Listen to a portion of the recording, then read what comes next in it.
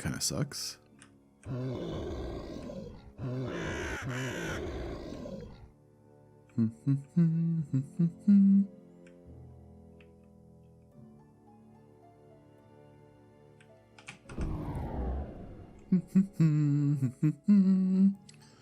I certainly hope this is the way I'm supposed to go. Is this okay?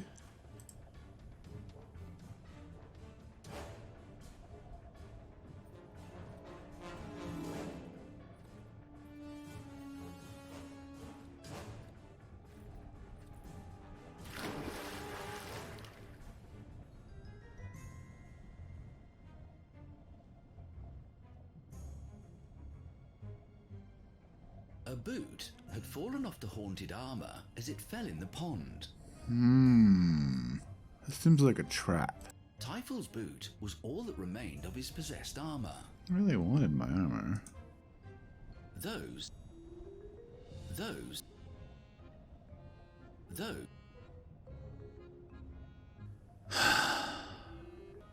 Can I attack with my boot now? Use boot. No? No, I just had to go all the way here to get a boot. So I got a boot. I have a boot and... I don't know. Oh, the unicorn's back. Hey, unicorn. Any ideas, unicorn? So what if I put the rutabagas in the bucket, Typhil put the castor oil on the rutabucket. Typhil poured the... Gross.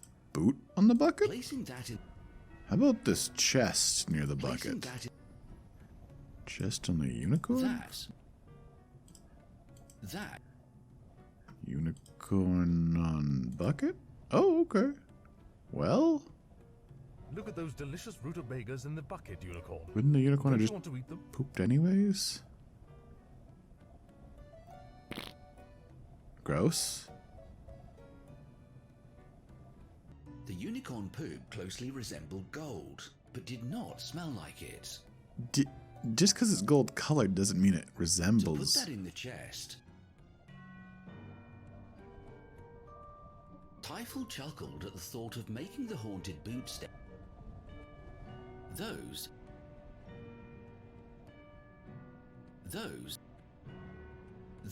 would... What do you mean? You just take the box, you turn it on its side, and you sort of scoop. You don't have to touch anything. Just light it on fire There then. was no... Poke... Whatever, that doesn't make any sense to me. You can definitely just, you got a small box, just scoop up the poop with it. Are you kidding me? Were you just being chased by a suit of armor? Yes. Okay, just making sure I'm not hallucinating. I don't know anymore. This game just broke me a little bit. Well, not anymore. Typhil unlocked the door. I did go in. Oh.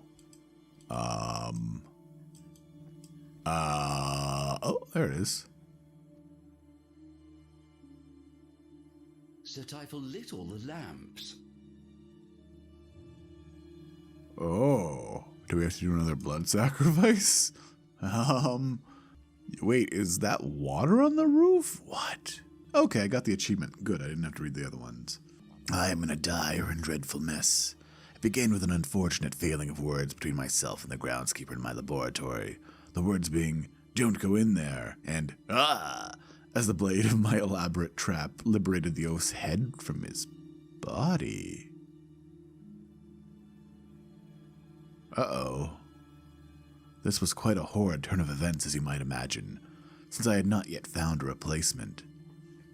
Time passed, and the call for a new groundskeeper went unanswered, thus the position is left open. I was forced to bury the body myself, which I did as hastily as possible. I do have to give credit to my own ingenuity for having the graves dug beforehand.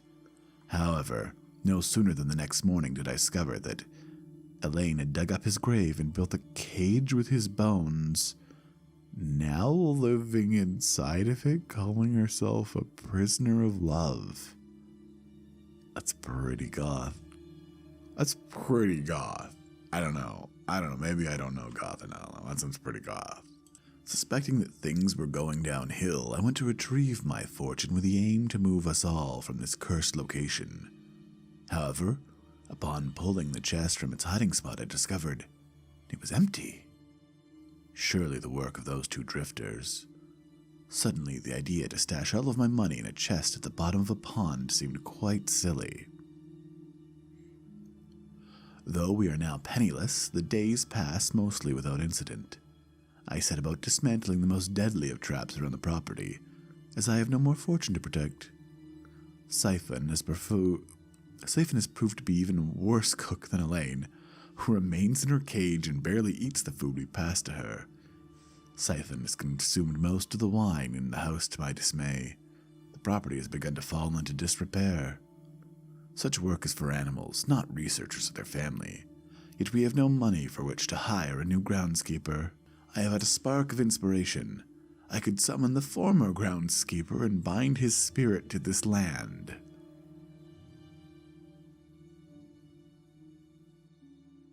Okay.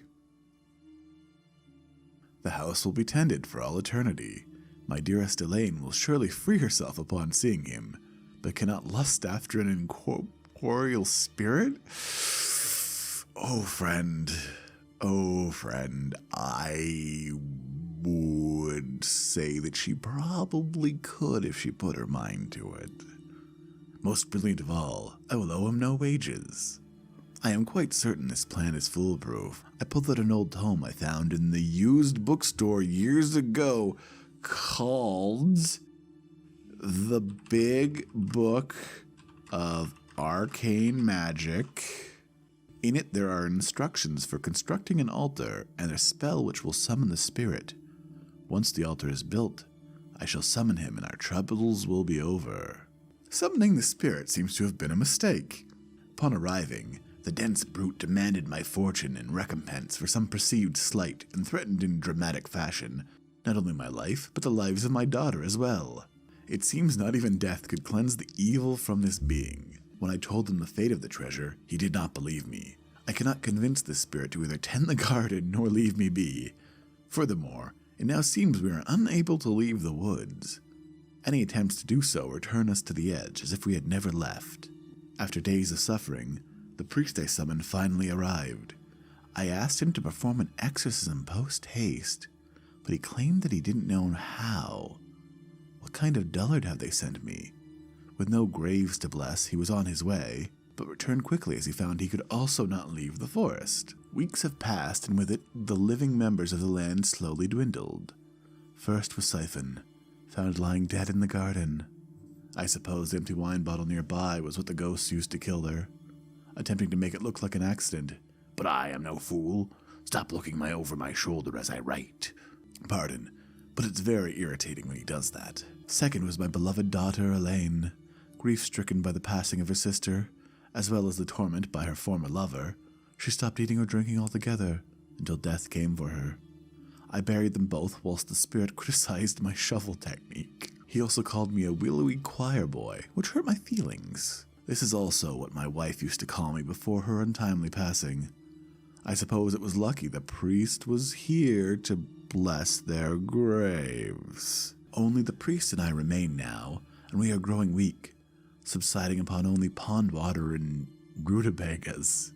The priest is getting on my nerves with his constant muttering. Some kind of prayer, I assume. I know now what I must do. The spirit will not get the best of Dr. Benjamin Helmborn. Testimony of Junior Priest Jacob Eelmund. I was summoned to this cursed house to perform simple burial rites.